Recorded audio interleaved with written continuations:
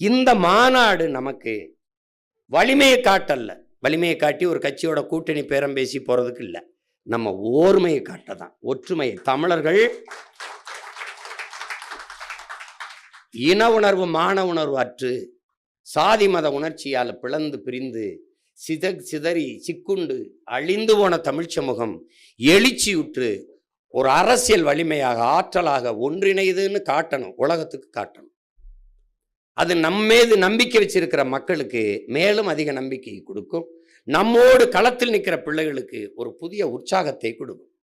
அதுதான் இப்போ 234 பேரையும் சந்திக்கும் போது, அக்கா நீங்கள் நிற்கிறீங்களா, நீங்கள் போட்டிடுறீங்களா, நம்மளை மாதிரியே நிறைய பெண்கள் போட்டிடுறாங்களேன்னா புதுசாக வர்றவங்களுக்கு ஒரு உற்சாகம்தான். அதுக்கு தான் நம்ம இந்த மாநாடை செய்கிறோம்.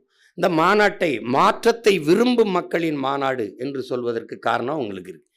இதுவரை இந்த நிலத்தில் இருக்க அரசியலை தகர்த்து முற்றுமுழுதா புதிய ஒரு அரசியலை கட்டுவது என்பது மாற்றம். அந்த மாற்றத்தை விரும்புகிற மக்கள், இதையெல்லாம் சரி பண்ண முடியாதா, இதெல்லாம் இப்படி இருக்க, இதெல்லாம் ஒழிக்க முடியாதா, இதெல்லாம் சீர் செய்ய முடியாதா, எப்படி சிந்திக்கிற மக்களுக்கு இன்னைக்கு இப்போ கூட ஒரு தங்கச்சிகள் மனு கொடுத்துட்டு போகிறாங்க. ஆசிரியர்கள், செவிலியர்கள், மருத்துவர்கள், உழவர்குடிகள், மீனவர்கள், இப்படி போராட்ட களத்தில் நிற்கிற ஒவ்வொரு குடிகளுக்குமான மாநாடு தான் இந்த மாநாடு. அதனால தான் மாற்றத்தை விரும்பும் மக்களின் மாநாடு.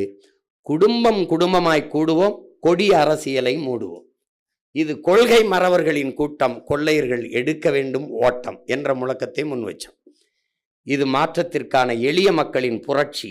இது நம் இனத்தின் திருவிழா, எல்லோரும் கூடுவோம், தமிழ் பேரின பெருவிழா, வென்று வாகை சூடுவோம். இதையே நீங்கள் முழக்கமாக வச்சு கொண்டு வரணும். உங்களுக்கு பழைய மாதிரி கூட்டமாக உட்கார்றதில்லை. ஒவ்வொரு மாவட்டத்திற்கும் தனித்தனி பெட்டி கட்டம் இருக்கும். அதுக்குள்ளே நீங்கள் அமரணும். அதை முதன்மை பொறுப்பாளர்கள் உங்கள் படையை நீங்கள் வழி நடத்தணும். பெண்கள் யார் வந்தாலும் அவங்கள அமர வச்சுட்டு, நம்ம பிள்ளைகள் அவர்களுக்கான தண்ணீர், அங்கே ஒரு கூடை இருக்கும், அந்த கூடையில் எதை பயன்படுத்தினாலும் அங்கே வச்சிடணும். ஒவ்வொரு பெட்டியிலையும் இருக்கும். நீங்கள் ராமநாதபுரம்னா ராமநாதபுரம், சிவகங்கைனா சிவகங்கை, காரைக்குடின்னு அந்த என்ன சொல்கிறது, மதுரைனா மதுரை, அந்தந்த கட்டத்தில் அவரவர்.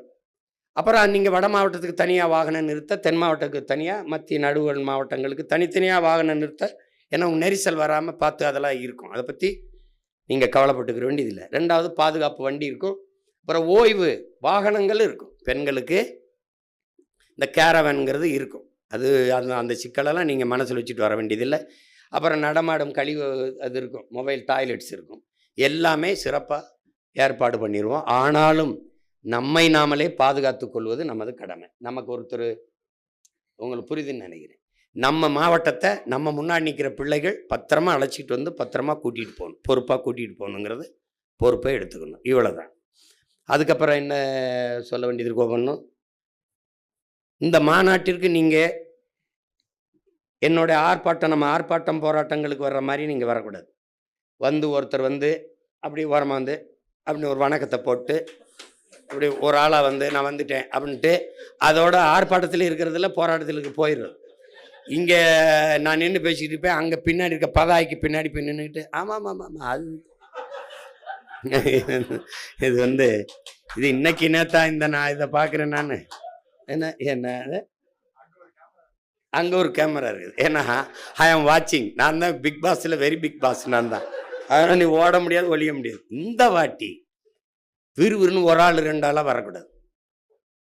உன் வீட்டு திருமணத்திற்கு அல்லது உன் வீட்டு புதுமனைவு விழாவுக்கு எப்படி அழைப்புதல் வச்சு அழைப்பியோ, அதனால தான் திருவிழா என்று சொல்வதற்கு காரணம். ஒரு கோயில் விழா, நம்ம ஊரில் கிடா வெட்டுறோம், ஐயனாருக்கு திருவிழா, எங்கள் ஊரில் மாரியாத்தாவுக்கு முளைப்பார் போட்டால் பக்கத்து ஊருக்கெல்லாம் போய் சொல்லிட்டு வருவோம் சொந்தக்காரங்களாம், எங்கள் ஊரில் திருவிழா இருக்குது வாங்க.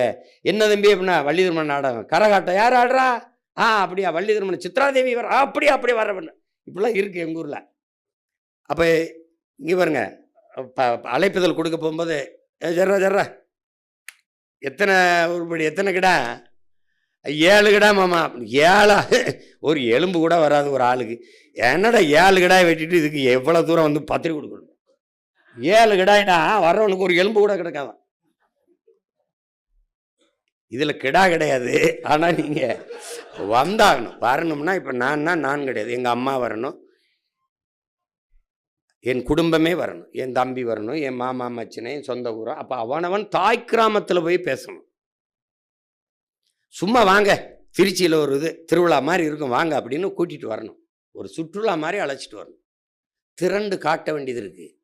ஏன்னா அடிபட்ட புலியும் அடிமைப்பட்ட இனமும் எழுச்சியுறும்போது எவனும் எதிர் நிற்க முடியாதுங்கிறாரு ஐயா இறையன்பு.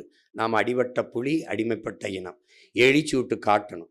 ஏன்னா நீங்கள் நல்லா வந்தீங்கன்னா இந்த ஒரு என்ன சொல்கிறது, ஒரு தன்மானமிக்க தமிழினம் மொத்தமும் மாண்டு போகவில்லை, மொத்தமும் வீழ்ந்து போகவில்லை என்பதை காட்டுவதற்கான ஒரு வரலாற்று வாய்ப்பாக இந்த மாநாட்டை என் உடன் பிறந்தார்கள் பயன்படுத்தி கொள்ளணும். ஒன்று, எல்லாரும் வந்துடணும். அது இன்னையிலிருந்தே போய் நீங்கள் இப்படி அலைபேசி வச்சு அலைங்க, ஒவ்வொருத்தரும் அழைச்சி உங்கள் தொடர்பில் இருக்க 10 பேருக்கு கடத்துங்க, செய்தியை கடத்தி வந்துருங்க. அது ரொம்ப முக்கியம். மாநாடு ரொம்ப முக்கியம்.